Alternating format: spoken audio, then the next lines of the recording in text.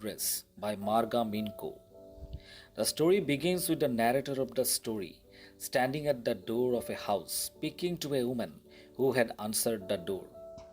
The narrator had traveled some distance to meet the woman. Even though the narrator introduced herself, the woman did not show any flicker of recognition. The narrator wondered if she was at the right address. Just then, she noticed that the woman was wearing a cardigan that had once belonged to her mother. The narrator was now sure that she was at the right address.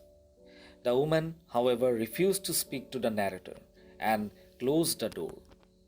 The narrator looked again at the address just outside the door. It was what she remembered. As she walked back to the railway station, ignoring the familiarity of the streets, her thoughts went back to her mother, who had given her the address. One day, the narrator had returned home to find many things missing from their house.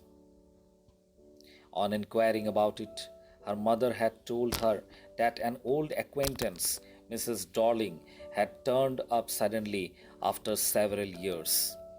She had offered to safeguard their prized possessions during the war. The narrator's mother had felt rather obligated to Mrs. Darling for taking such a big risk. The narrator then remembered the only time she had seen Mrs. Darling. Mrs. Darling had been on her way out of the house with a packed suitcase, and her mother had briefly introduced the two to each other. It was then that her mother had told her Mrs. Darling's address, Marconi Street, number 46 house. After the war, the narrator had had little interest in the objects that had survived the war, unlike her loved ones. She had no longer felt a connection to them. However, when things had returned to normalcy, she had decided to pay a visit to Mrs. Darling.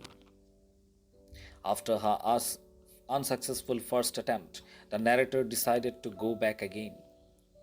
Mrs. Darling wasn't at home, and her daughter led the narrator into the house.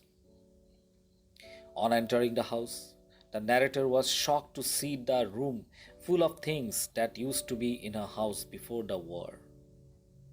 She felt as if she was in a place that was familiar and strange at the same time. It was almost suffocating for her. Mrs. Darling's daughter offered the narrator some tea, which she accepted. In a daze, the narrator struck up a conversation with the girl.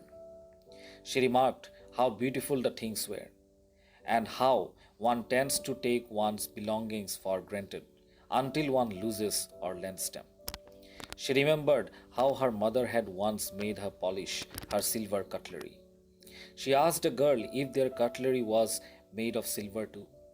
But when the young girl started to check, the narrator sprang out of her chair and decided to leave without meeting Mrs. Darling. She realized that she did not want her mother's belongings back anymore.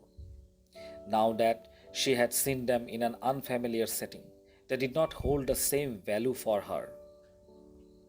Besides, she reasoned, her new house was too small and shabby for exquisite antiques. As the narrator left, she confirmed the address once again. It was number 46 Marconi Street indeed. But she was determined to forget the address and never return again. She wistfully realized that of all the memories she had to erase from her mind, an address would be the least difficult to forget.